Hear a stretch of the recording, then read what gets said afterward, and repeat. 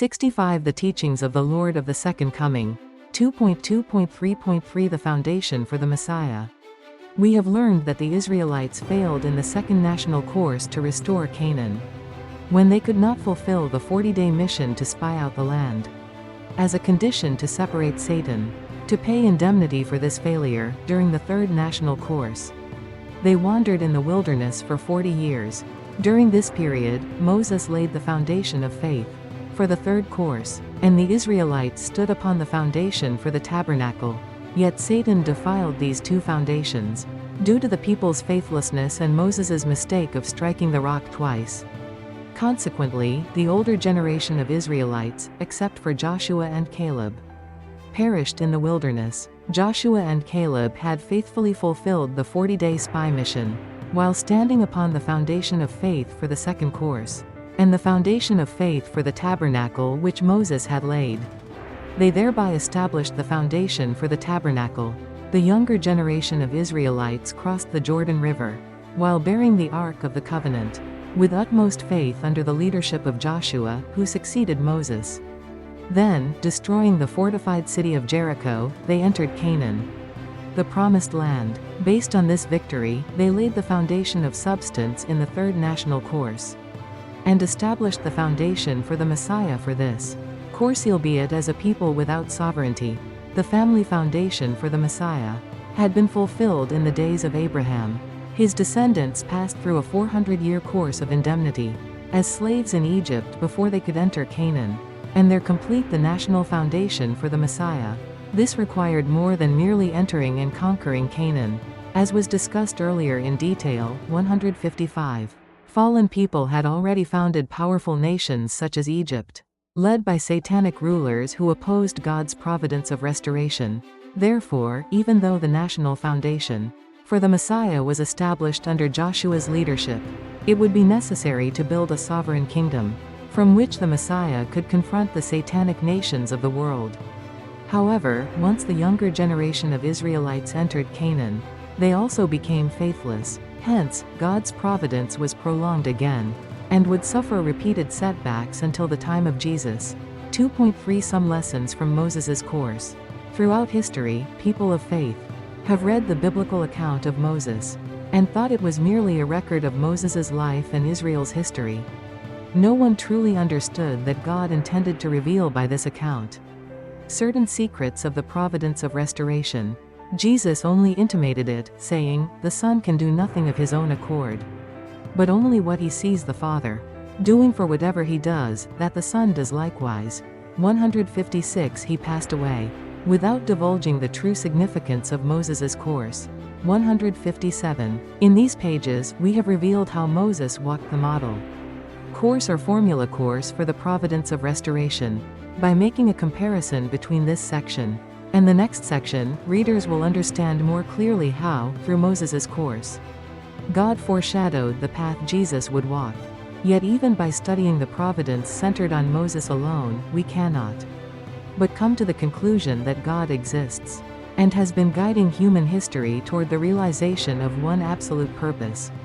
Moses's course also demonstrates that the actual outcome of a person's life depends upon whether or not the person fulfills his portion of responsibility, regardless of God's foreordained plan for him.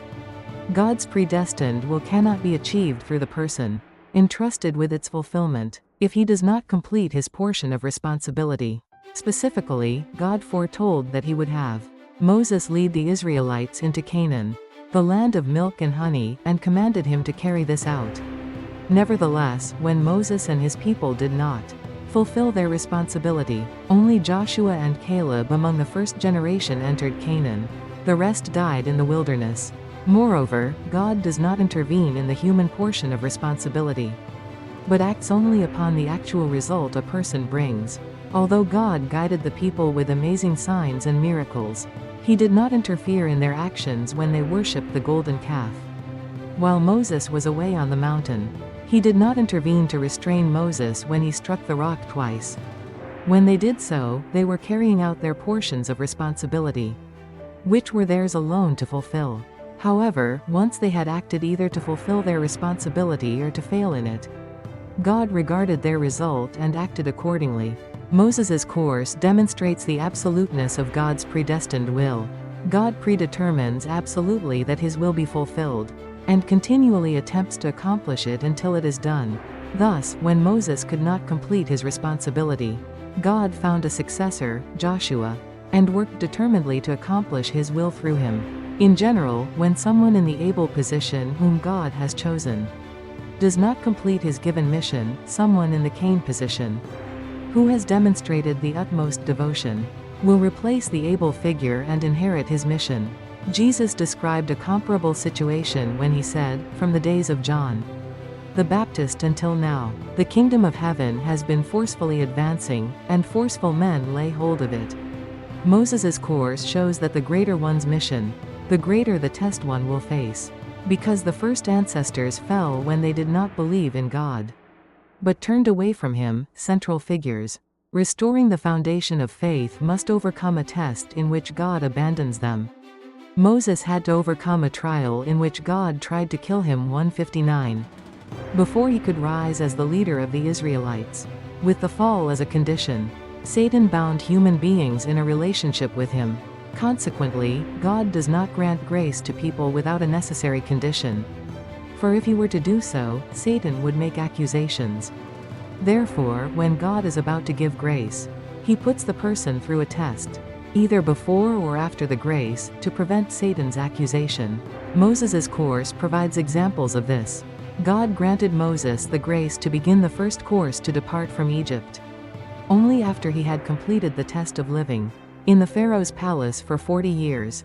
God granted him the grace to begin the second course to depart from Egypt only after he had completed the test of living in the wilderness of Midian for 40 years. 160 only after giving the test in which God tried to kill Moses 161. Did he grant the 3 signs and 10 plagues? 162 only after giving the test of the 3-day course 163. Did God grant the pillars of cloud and fire? 164 only after giving the test of crossing the Red Sea 165. Did God give the grace of manna and quail? 166 after giving the test of the battle with the Amalekites 167. God granted the grace of the tablets of stone, the tabernacle, and the Ark of the Covenant. 168 The grace of the water from the rock 169 was given only after the test of wandering for 40 years in the wilderness. When God sent the fiery serpents, the people's repentance was the condition for God to give the grace of the bronze serpent. These are lessons which Moses' course teaches us.